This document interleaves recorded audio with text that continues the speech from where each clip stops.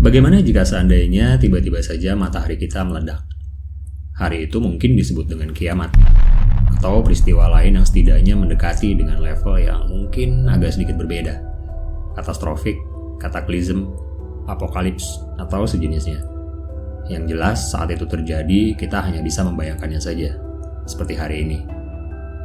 Bola panas raksasa kita ini yang tiap hari menemani rutinitas kita, yang kadang-kadang bikin kita kegerahan, yang bantuin jemuran emak cepat kering, yang bikin kita kena semprot si bos di kantor kalau doi lebih tinggi sedikit saja dari kemampuan kita menaklukkan kemacetan lalu lintas, yang di masa keemasannya malah bisa bikin tren model baju dengan bahan minimalis tanpa takut dibilang pelit, yang sering memanjakan mata kita dengan sunrise dan sunsetnya yang indah, adalah sebuah bom waktu yang bisa sewaktu-waktu meledak.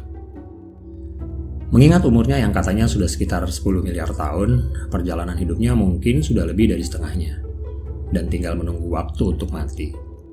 Sama seperti halnya bintang yang lain, atau bahkan semua makhluk lain, matahari kita akan segera menemui fase kematiannya. Jika itu terjadi dengan diiringi ledakan supernova, maka siap-siap menonton pertunjukan kembang api paling megah yang pernah ada. Ia akan membesar dan berubah menjadi bola merah raksasa sebelum akhirnya meledak dan menjadi bintang mati. Hingga suhunya akan mendingin untuk beberapa miliar tahun ke depan. Meski mungkin ini tidak akan terjadi di zaman kita, mengingat sisa waktu hidupnya diperkirakan ya masih sekitar 5 miliar tahun lagi, tapi siapa yang tahu ya kan? Ilmuwan kan juga bisa salah. Buktinya teori geosentris pernah populer dan dipercaya sebagai kebenaran hampir selama 1400 tahun, bahkan sampai sekarang. Dan jangan lupa soal bumi bulat dan Flat Earth Society. Meski umur matahari ini sifatnya masih prediksi, setidaknya hari ini kita bisa membayangkan bagaimana orang-orang di masa depan akan mengalami hal itu. Dan berdoa untuk mereka misalnya. Atau sekedar berempati dan memberikan ucapan bela sungkawa seadanya.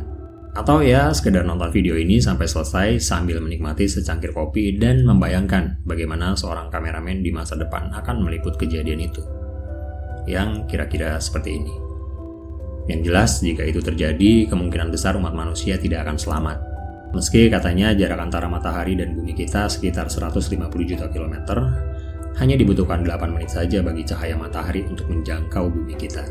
Bahkan dalam jangkauan sebuah ledakan supernova pun, jarak segitu masih belum cukup jauh untuk membuat bumi kita aman dari ancaman ini. Peradaban kita akan musnah dalam sekejap mata. Meski ledakannya tidak akan menghancurkan bumi secara keseluruhan, tapi cukup kuat untuk melelehkan seluruh permukaan bumi kita. Bekas ledakannya akan sampai di bumi dan menghanguskan sebagian besar dari permukaan bumi yang kebetulan menghadap ke matahari. Dan karena bumi kita katanya berputar, maka sebagian bumi yang lain akan ikut hancur dalam hitungan 24 jam ke depan. Lalu segalanya tiba-tiba menjadi gelap gulita. Tanpa matahari sebagai pengikat, bumi kita akan melayang-layang tanpa arah. Dan jika beruntung, bumi kita akan menemukan matahari baru dengan intensitas cahaya yang sama dengan matahari dan mengorbit di situ. Sementara itu, kemungkinan besar umat manusia akan punah tanpa adanya cahaya matahari. Bumi kita akan turun suhunya hingga minus 75 derajat. Laut akan berubah menjadi es secara keseluruhan.